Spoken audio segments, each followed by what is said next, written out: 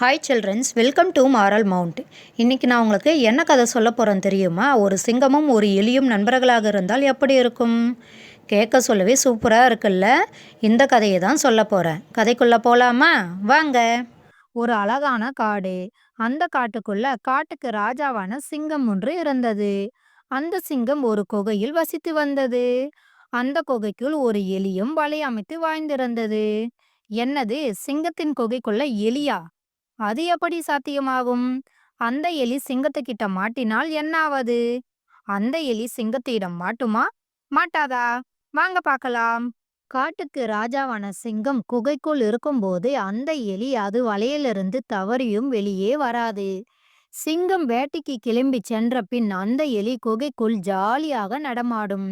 ஒரு நாள் சிங்க குகைக்குள்ள வசிக்கும் எலியினை பார்க்க அதன் நண்பர்களான மற்ற எலிகள் வந்தார்கள். அப்போது அவர்கள் தங்களுக்குள் பேசிக்கொண்டன. அப்படி பேசும்போது மற்ற எலிகள் சிங்க குகைக்குள்ள வசிக்கும் எலியினை எச்சரித்தன.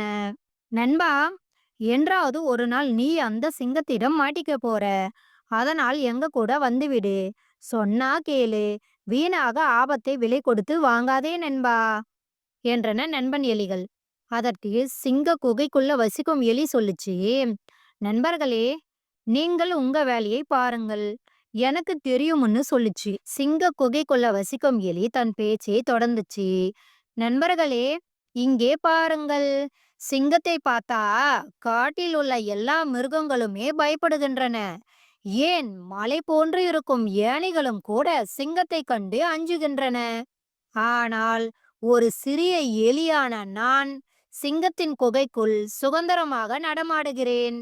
இது நம் எலிகள் இனத்திற்கே பெருமை இல்லையா?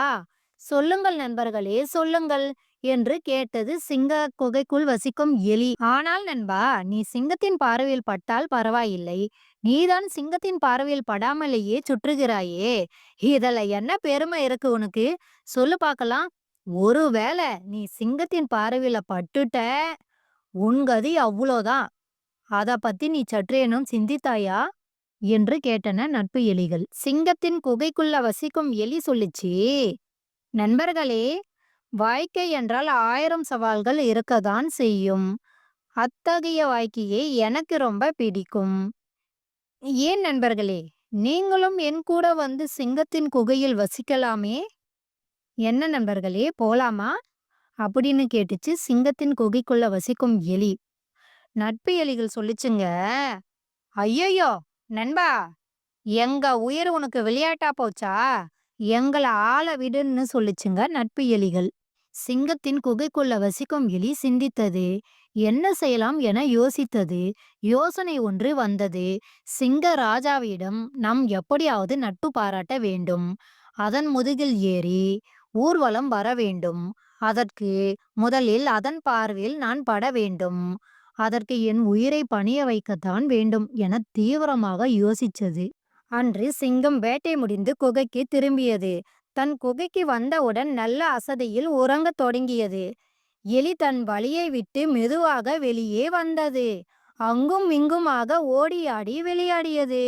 பின்னர் மெதுவாக சிங்கத்தின் அருகே வந்தது. சிங்கத்தை தொட்டு பார்த்தது. அதன் பிறகு அதன் மேலே ஏறி விளையாட வேண்டும் என்று ஆசை வந்தது. சிங்கத்தின் மீது தாவியது. அதன் பிடரி மயிரை பிடித்து இழுத்து ஊஞ்சல் ஆடியது. சிங்கத்திற்கு தூக்கம் தெளிந்தது. எலியை பிடித்து கொண்டது. சிங்கம் எலியை தன் கையில் பிடித்து தூக்கி, பொடியானே, உனக்கு எத்தனை திமிர் இருந்தால் என் மீதே ஏறி விளையாடுவாய்? என்ன, குளிர் விட்டு போச்சா? என்றது சிங்கம். சிங்கத்தின் குகைக்குள்ள வசிக்கும் எலி சொல்லுச்சு, அரசே, உங்கள் பிடரையில் குளவி ஒன்று உட்கார்ந்திருந்தது. அது உங்களை கொட்டினால் உங்களுக்கு வலிக்குமேனுதான் நான் உங்கள் மீது ஏறி அந்த குளவியை விரட்டினேன் என்று பொய் சொன்னது சிங்கத்தின் குகைக்குள்ள வசிக்கும் எலி. சிங்கராஜா கேட்டாரு, சரி, உன் வீடு எங்க இருக்கு? எதற்கு நீ இங்க வந்த? அத சொல்ல முதல்ல, அப்படின்னு கேட்டாரு சிங்கராஜா. அதற்கு எலி சொல்லுச்சு, அரசே, இந்த குகையின் மூலையில் உள்ள வலையில் தான் நான் வாழ்கிறேன், என்றது எலி. சிங்கராஜா கேட்டாரு, என்னது, இந்த குகையின் மூலையில் நீ இருக்கியா? நீ எப்ப இங்க வந்த? அத சொல்ல முதல்ல, அப்படின்றாரு சிங்கராஜா.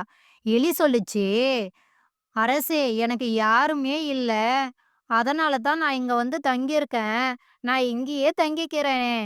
ப்ளீஸ் அப்படின்னு கேட்டுச்சு எலி. சரி சரி, நீ இங்கேயே இருந்துக்கோ. ஆனா இனிமே இப்படிலாம் பண்ணாத, சரியா? நான் ஒரு நேரம் போல ஒரு நேரம் இருக்க மாட்டேன் அப்படின்னு சொன்னாரு சிங்கராஜா. உடனே எலி பவ்யமாக, அரசே என்னை மன்னித்தருளுங்கள். இனி இதுபோல் நடந்து கொள்ள மாட்டேன் என்றது எலி. சரி, நீ போகலாம் என்று எலியை விடுவித்தது சிங்கம். எலி சிங்கத்திற்கு நன்றி சொல்லிவிட்டு தனது வலைக்குள் வேகமாக சென்று ஒளிந்து கொண்டது. நாட்கள் பல சென்றன. காடே அதிரும் அளவிற்கு சிங்கத்தின் சத்தம் கேட்டது. என்ன சத்தம் இது என எலி தன் வலையிலிருந்து சத்தம் வந்த பக்கம் ஓடி சென்று பார்த்தது. அங்கே ஒரு வேடன் வெறித்த வலையில் சிங்கம் மாட்டிக்கொண்டு அலறியபடி இருந்தது. சுற்றிலும் பல மிருகங்கள் இருந்தன. ஆனால் எதுவும் சிங்கத்திற்கு உதவி செய்ய முன்வரவில்லை. எலியோ விரைந்து செயல்பட்டது. தன் பற்களால் அந்த வலையை வெட்டி எறிந்தது. சிங்கமும் விடுபட்டது. சிங்கம் ஆச்சரியத்துடன் எலியை பார்த்தது.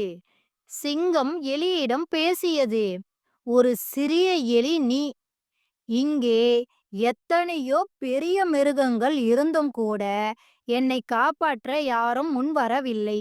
ஆனால் நீதான் என்னை காப்பாற்றினாய். இல்லை, உன் சமயோசித புத்தியே என்னை காப்பாற்றியது. உனக்கு எப்போதும் நான் உறுதுணையாக இருப்பேன் என்று சிங்கம் உறுதி கூறியது.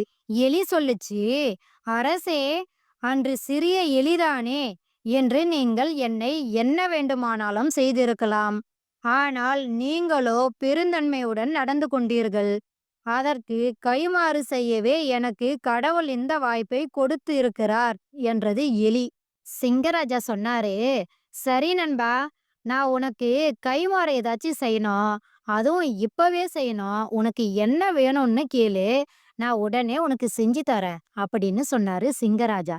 அதற்கு எலி சொல்லுச்சு, அரசே, அரசே அது வந்து சிங்கராஜா என்னன்னு கேட்டாரு. அரசே அது வந்து எனக்கு உங்க மேல ஏறி இந்த காடு முழுவதும் ஊர்வலம் வரணும் போல ஆசையா இருக்கு. ஆனா நீங்க என்ன சொல்லுவீங்கன்னு தெரியலையே அப்படின்னு சொல்லுச்சு எலி. சிங்கராஜா சிரித்தபடி, பெரிய ஆசைதான், இருந்தாலும் நான் உனக்கு இதை செய்ய கடமைப்பட்டுள்ளேன். வா வந்து என் மேல ஏறிக்கோன்னு சொன்னாரு சிங்கராஜா. எலிக்கு ஒண்ணுமே புரியல. இது கனவா நினைவா அப்படின்னு கேட்டுச்சு சிங்கராஜா கிட்ட.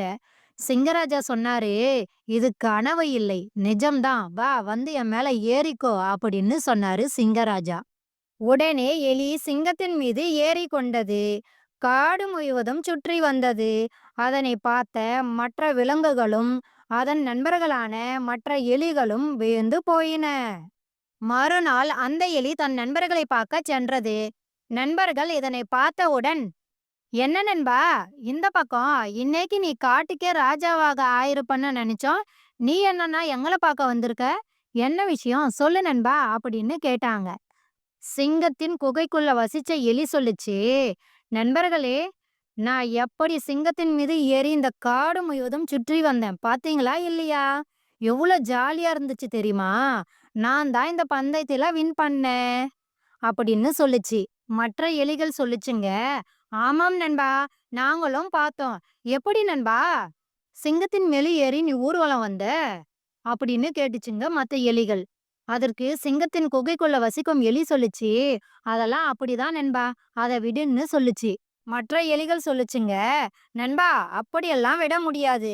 நீ எவ்வளவு பெரிய விஷயம் பண்ணியிருக்க தெரியுமா? நம்ம எலிகள் இனத்திற்கே பெருமை சேர்த்து வச்சிருக்க. அதனால நாங்க எல்லாரும் சேர்ந்து உனக்கு ஒரு பதவி தர போறோம். என்ன பதவி தெரியுமா? இனிமே நீதான் எலிகள் இனத்திற்கே ராஜா. ஆமாம், எலிகளின் ராஜா. எலிராஜா, எலிராஜா வாழ்க, வாழ்க, வாழ்க என மற்ற எலிகள் வாழ்த்தின. பாத்தீங்களா குட்டீஸ், இது போல நீங்களும் உதவி தேவைப்படுவோருக்கு உதவி செய்தால் நீங்களும் பெரிய பதவியை அடைவீர்கள். பாய்.